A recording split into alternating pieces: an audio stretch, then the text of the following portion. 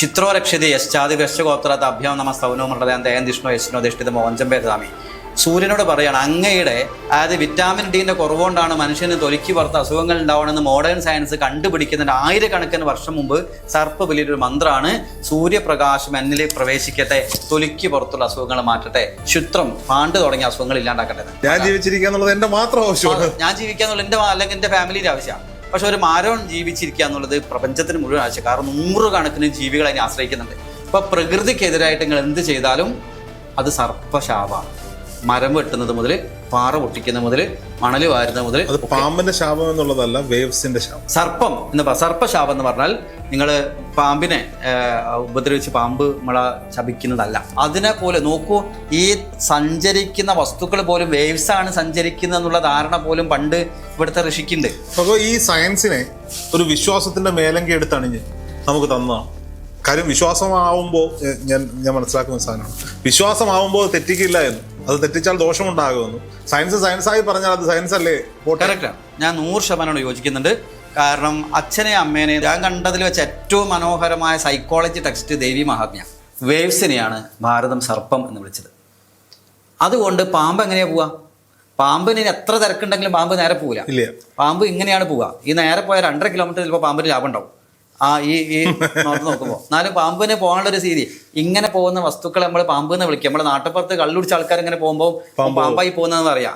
എന്താ വെച്ചാല് അയ്യോ അയാള് സർപ്പായിട്ട് ബന്ധപ്പെട്ട ആളാണ് നമ്മൾ പറയില്ലല്ലോ, അയാളെ പാമ്പായി പോകുന്ന കള്ളുടിയന്മാർ നമുക്ക് കണ്ടാറുണ്ട്.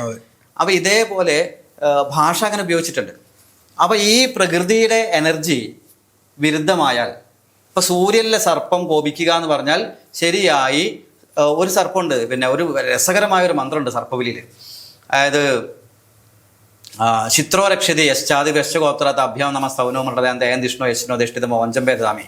സൂര്യനോട് പറയാണ്, അങ്ങയുടെ കിഴക്ക് ഭാഗത്തു നിന്നുള്ള രശ്മി എൻ്റെ ഉള്ളിൽ പ്രവേശിക്കട്ടെ, ശുത്രം എൻ്റെ തൊലിക്ക് പുറത്തുണ്ടാവുന്ന അസുഖങ്ങളിൽ നിന്നും എന്നെ രക്ഷപ്പെടുത്തിയാലും എന്ന് സൂര്യനോട് പ്രാർത്ഥന ഉണ്ട്.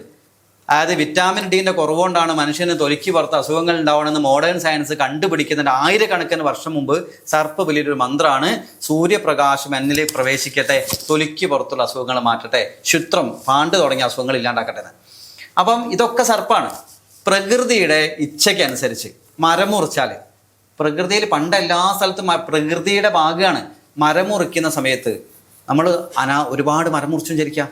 ആ പ്രകൃതിയുടെ താളത്തിന് മരം, നിങ്ങൾ ഭൂമിയിൽ ജീവിച്ചിരിക്കുന്നതിനേക്കാൾ ഈ ഭൂമിക്ക് ആവശ്യം മരമാണ്. ഞാൻ ജീവിച്ചിരിക്കുന്നതിനേക്കാൾ ഈ ഭൂമിക്ക് ആവശ്യം. ഞാൻ ജീവിച്ചിരിക്കുക എന്നുള്ളത് എന്റെ മാത്രം ആവശ്യമാണ്. ഞാൻ ജീവിക്കുക എന്നുള്ളത് എന്റെ അല്ലെങ്കിൽ എന്റെ ഫാമിലിയുടെ ആവശ്യമാണ്. പക്ഷെ ഒരു മരം ജീവിച്ചിരിക്കുക എന്നുള്ളത് പ്രപഞ്ചത്തിന് മുഴുവൻ ആവശ്യം. കാരണം 100 കണക്കിന് ജീവികൾ അതിനെ ആശ്രയിക്കുന്നുണ്ട്. നമ്മൾ ഒരു മരം മുറിക്കുമ്പോൾ നമ്മൾ 100 മരം വെക്കണം. ഇല്ലെങ്കിൽ അതൊരു കർമ്മമാണ്. എല്ലാ കർമ്മത്തിനും കർമ്മഫലമുണ്ട്.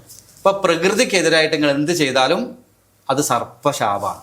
മരം വെട്ടുന്നത് മുതൽ, പാറ പൊട്ടിക്കുന്നത് മുതൽ, മണൽ വാരുന്നത് മുതൽ. അത് പാമ്പിന്റെ ശാപം എന്നുള്ളതല്ല, വേവ്സിന്റെ ശാപം. വേവ്സാണ് സർപ്പം എന്ന് സർപ്പശാപം എന്ന് പറഞ്ഞാൽ നിങ്ങൾ പാമ്പിനെ ഉപദ്രവിച്ച് പാമ്പ് നമ്മളെ ശപിക്കുന്നതല്ല. അത് ഏത് തരത്തിലുള്ള വേവ്സും. കാരണം പ്രകൃതിയിൽ കാണുന്ന എല്ലാ തരംഗങ്ങളെയും ഡിവൈനായിട്ട്, ഇതൊക്കെ ഡിവൈനായിട്ടാണ് പറഞ്ഞത്. അപ്പൊ ഈ സൂര്യനിൽ ഞാൻ വർത്താനം പറയണം, നിങ്ങൾ കേൾക്കുന്നത് എങ്ങനെയാ? ശബ്ദം സഞ്ചരിക്കുന്ന എങ്ങനെയാ? വേവ്സ് ആയിട്ടാണ്. അതിനെ പോലെ നോക്കൂ, ഈ സഞ്ചരിക്കുന്ന വസ്തുക്കൾ പോലും വേവ്സ് ആണ് സഞ്ചരിക്കുന്നത് എന്നുള്ള ധാരണ പോലും പണ്ട് ഇവിടുത്തെ ഋഷിക്കുണ്ട്. അപ്പോൾ ഈ സയൻസിനെ ഒരു വിശ്വാസത്തിന്റെ മേലങ്കി എടുത്തണിഞ്ഞ് നമുക്ക് തന്നതാണ്. കാര്യം വിശ്വാസമാവുമ്പോൾ ഞാൻ മനസ്സിലാക്കുന്ന സാധനമാണ്, വിശ്വാസമാവുമ്പോൾ തെറ്റിക്കില്ല എന്ന്, അത് തെറ്റിച്ചാൽ ദോഷമുണ്ടാകുമെന്നും. സയൻസായി പറഞ്ഞാൽ അത് സയൻസ് അല്ലേ? കറക്റ്റാണ്. ഞാൻ 100% യോജിക്കുന്നുണ്ട്. കാരണം അച്ഛനെ അമ്മേനെ നോക്കണം, ഇല്ലെങ്കിൽ പാപമുണ്ടാവും എന്ന് പറഞ്ഞാൽ നമ്മൾ ആ ഭയം കൊണ്ട് അച്ഛനെ അമ്മേനെ നോക്കും. അതെന്താണെന്ന് വെച്ചാൽ അച്ഛനമ്മമാരെ സേഫാക്കാൻ വേണ്ടി, അവരെ പ്രായത്തിൽ അവരെ നോക്കാൻ ആളുണ്ടാവാൻ വേണ്ടി നമ്മൾ ബുദ്ധിപരമായി ചെയ്തു വെച്ചൊരു കാര്യമാണ്. എനിക്ക് അതിനകത്ത് കുഞ്ഞുനാളിൽ ഞാൻ പറഞ്ഞല്ലോ, എൻ്റെ പ്രായം 35ആണ്. 35 വർഷങ്ങൾക്ക് മുമ്പ്, അതായത് 4-5 വയസ്സൊക്കെ ഉള്ളപ്പോൾ, അന്ന് വീടിന് മതിലൊക്കെ ഉണ്ടെങ്കിലും മതിൽക്കെട്ടുകളൊന്നും മനസ്സിൽ കയറിയിട്ടില്ല. എല്ലാ വീടും നമ്മുടെ വീടുകളാണ്. അപ്പോൾ എൻ്റെ വീടിന് മുമ്പിൽ ഒരു വീടുണ്ട്. അവിടെ അച്ചമ്മ എന്ന് ഞാൻ എൻ്റെ അമ്മൂമ്മയെ അച്ചമ്മ എന്ന് വിളിക്കാറില്ല, അമ്മൂമ്മ എന്നാണ് വിളിക്കാറ്. അപ്പോൾ അച്ചമ്മ എന്ന് ഞാൻ വിളിക്കുന്ന അതെന്താ വെച്ചാൽ ആ വീട്ടിലെ മക്കൾ അങ്ങനെ വിളിച്ച് ഞാൻ കേട്ടതാണ്. അപ്പോൾ അവരെനിക്ക് അമ്മൂമ്മയ്ക്ക് തുല്യമാണ്. അപ്പം പുള്ളിക്കാരി മുറുക്കും, വെറ്റില മുറുക്കും. അവിടെ ഒരു തട്ടുവടി ഉണ്ടാവും, അമ്മൂമ്മ ഇരിക്കുന്നൊരു തട്ടുവടി, അച്ചമ്മ ഇരിക്കുന്നൊരു തട്ടുവടി. ഈ തട്ടുവടിയുടെ കീഴിൽ ഇതുണ്ട് കോളാമ്പി, തുപ്പൽ കോളാമ്പി വെച്ചിരിക്കും. അപ്പം ഞാനവിടെ ചെന്നിട്ട് ഈ തട്ടോടിയിൽ കാലിട്ടാട്ടും പറയും, മോനെ തട്ടോടിയിലിരുന്ന് കാലിട്ടാടാൻ പാടില്ല, അമ്മയ്ക്ക് അസുഖം വരും. ഓക്കെ, ഞാൻ അന്ന് എൻ്റെ കുഞ്ഞുനാളിൽ എൻ്റെ വിശ്വാസം എന്താണ്, തട്ടോടിയിലിരുന്ന് കാലാട്ടിയാൽ അമ്മൂമ്മയ്ക്ക് അസുഖം വരും. അപ്പോൾ എൻ്റെ അച്ഛൻ്റെ അമ്മയും മുറുക്കും. അമ്മ അവിടെ ചെല്ലുമ്പോഴും കാലാട്ടില്ല, എന്താ അപ്പോൾ കോളാമ്പി തട്ടി മറിയാതിരിക്കാൻ വേണ്ടിയിട്ടാണ് ഈ അമ്മമാർ ഇത് പറഞ്ഞത്. അതൊരു വിശ്വാസത്തിന്റെ ഭാഗമാക്കി അത് കണക്ട് ചെയ്യുമ്പോൾ നമ്മൾ ചെന്നിരിക്കുമ്പോൾ നമ്മൾ ഇപ്പോഴും മനസ്സിലാക്കും കട്ടിലിരുന്ന് കാലാട്ടാൻ പാടില്ല. പണ്ട് ആരോ പറഞ്ഞു കേട്ടൊരു കഥയാണ്, ഏതോ ഒരു തറവാട്ടിൽ സ്ഥിരമായി അവിടെ ഒരു വിശേഷ പൂജ നടത്തുമ്പോൾ മാധവജി, എന്റെ പരമഗുരുതാനായ മാധവജി എപ്പോഴും പറയുന്നൊരു കഥയാണ്, പൂച്ചയെ അടച്ചു വെക്കുന്ന കഥ. ആ കഥ ഒന്ന് പറയാം, അങ്ങ് തന്നെ പറയും. അല്ല, അത് എല്ലാ വിഷയത്തിലും. അപ്പൊ പൂജ ചെയ്യുന്ന സമയത്ത് പൂച്ച ശല്യം ചെയ്യുമ്പം ഒരു കൊട്ടയോണ്ട് പൂച്ചനെ മൂടി വെക്കുകയും അതിനുശേഷം അദ്ദേഹത്തിന്റെ ശിഷ്യന്മാരെ എവിടെങ്കിലും പൂജയ്ക്ക് പോകുന്ന സമയത്ത് ഒരുക്കിന്റെ കൂടെ പൂജാസ്ഥാനങ്ങൾ കൂടെ ഒരു പൂച്ച, ഒരു കൊട്ട എന്ന്. കാരണം അവരെ സംബന്ധിച്ച് പൂച്ച കിട്ടാത്ത സ്ഥലത്ത് പൂച്ചനെ കിട്ടില്ല, പൂജ മുടങ്ങി പോണ അവസ്ഥ അറിയുന്നത്. കാരണം ഇത് പൂജന്റെ പാർട്ടാണെന്ന് വിചാരിക്കില്ലേ. അതുകൊണ്ടാണ് ഞാൻ എപ്പോഴും പറയും, ഞാൻ എൻ്റെ സ്റ്റുഡൻസിനോട്, പഠിക്കുന്നവരോട് ഏതൊരു കാര്യം പറയുമ്പോഴും അതിൻ്റെ പിന്നിൽ ഇതിൻ്റെ തത്വം എന്താണ്, ഇതിൻ്റെ സയൻസ് എന്താണ്, ഇതെങ്ങനെ വന്നു എന്ന് പഠിപ്പിച്ചാൽ അതിൽ മാറ്റം വരുത്താൻ നമുക്ക് സ്വാതന്ത്ര്യമുണ്ട്. ഇല്ലെങ്കിൽ അതിൽ മാറ്റം വരുത്താൻ നമുക്ക് സ്വാതന്ത്ര്യം. അതുകൊണ്ട് ഭാരതം ഫിലോസഫിയെ കൈമാറിയത് ഒന്ന് ആചാരാനുഷ്ഠാനങ്ങളായിട്ടാണ്, 2 പുരാണങ്ങളായിട്ടാണ്. ഇതിൽ രണ്ടിലും വലിയ സയൻസിനെ ഒളിപ്പിച്ച് വെച്ചിട്ടുണ്ട്. അതിനെ ഡീകോഡ് ചെയ്തെടുക്കണം. അതെ, എല്ലാ സൈക്കോളജിയും ഉണ്ട്. കാരണം ദേവി മഹാത്മ്യത്തിൽ വളരെ ഞാൻ കണ്ടതിൽ വെച്ച് ഏറ്റവും മനോഹരമായ സൈക്കോളജി ടെക്സ്റ്റ് ദേവി മഹാത്മ്യ. അതിൽ സുരതൻ സമാധി എന്ന് പറയുന്ന 2 ആൾക്കാർ, ഒരാൾക്ക് രാജ്യം നഷ്ടമായി, ഒരാൾക്ക് വീട് കുടുംബം നഷ്ടമായി. അവർക്ക് ഏറ്റവും പ്രിയപ്പെട്ടവർ എന്ന് കരുതിയിരുന്നൊക്കെ അവർ തള്ളി പറഞ്ഞു. നമുക്കൊക്കെ ഉണ്ടാകുന്ന അവസ്ഥയാണ്. അങ്ങനെ ഇവർ നാട് വിട്ട് കാട്ടു പോവുക. കാട്ടുന്ന അവർ ഈ അവസ്ഥ കണ്ടിട്ട് സുമേധസ് എന്ന് പറയുന്ന ഒരു രാജാവിനോട് സംസാരിക്കുക, ഒരു ഋഷിയോട്. ആ സുമേധസ് ഇവർക്കൊരു കഥ പറഞ്ഞു കൊടുക്കാം. ആ കഥയിൽ പറഞ്ഞു കൊടുക്കുന്നത് 2 ആൾക്കാരുടെ കഥയാണ്. അതിൽ മധുവും കൈടവനും എന്ന് പറയുന്ന 2 അസുരന്മാരുടെ കഥയാണ് പറയുന്നത്. ആ കഥയൊക്കെ പറഞ്ഞു കൊടുത്തിട്ട് ഏറ്റവും അവസാനം ഇവർ ആ കഥ കേട്ടിട്ട് അവർക്ക് തിരിച്ചറിവുണ്ടാവുക. ഈ മധു എന്ന് പറയുന്നത് എനിക്ക് ഏറ്റവും ഇഷ്ടപ്പെട്ടത് ഞാൻ തന്നെയാണ്.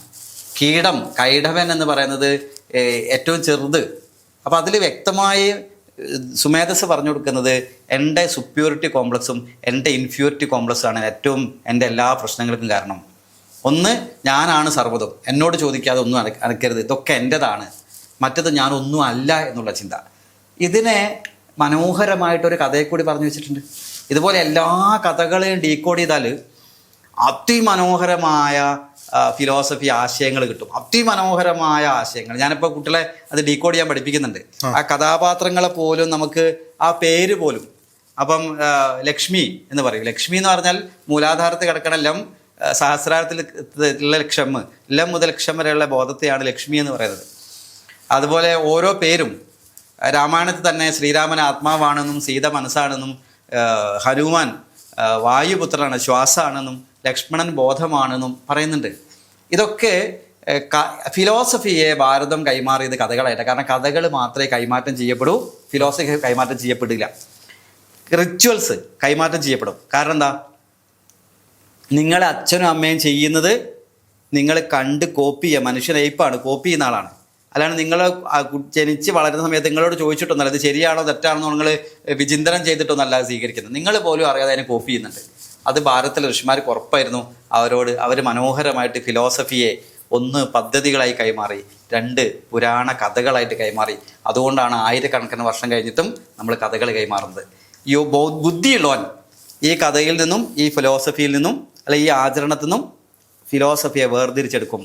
അതുകൊണ്ട് എല്ലാ കാലവും മിഠായി കടലാസിൽ എത്ര സേഫാണോ അതേപോലെ ഈ ഫിലോസഫി ആചരണങ്ങളിലും കഥകളിലും സേഫാണ്. പക്ഷെ കഥകളുടെ അന്തസത്തയിലേക്ക് മനുഷ്യൻ സഞ്ചരിക്കാത്തിടത്തോളം കാലം മിഠായി കടലാസിന് വേണ്ടി തല്ലുകൂടരുത്, മിഠായി കഴിക്കണം. ഞാനൊരു കുഞ്ഞു കഥ, ഞാൻ എല്ലാ സ്ഥലത്തും പറയുന്ന ഒരു കഥ പറഞ്ഞ വ്യക്താവും. പഠിക്കാൻ ബുദ്ധിമുട്ടുള്ള കാര്യങ്ങളെ രസകരമായി നമ്മളെ പഠിപ്പിക്കാൻ വേണ്ടിയിട്ട് രസമായിട്ട് പറയുന്നൊരു കഥയാണ്. കെമിസ്ട്രി എടുക്കുന്ന ക്ലാസ്സിൽ ടീച്ചർ കെമിസ്ട്രി എടുക്കാമെന്ന് കുട്ടിക്ക് താല്പര്യമില്ല. കെമിസ്ട്രി ഭയങ്കര ബുദ്ധിമുട്ടാണ് എല്ലാവരുടെ അഭിപ്രായം. അപ്പോൾ ടീച്ചർ പറയാണ്, കുട്ടിക്ക് ബോറടിക്കും. ടീച്ചർ പറയാണ് ഇന്ന് നമുക്ക് കെമിസ്ട്രി വേണ്ട, ഒരു കഥ പറയാം.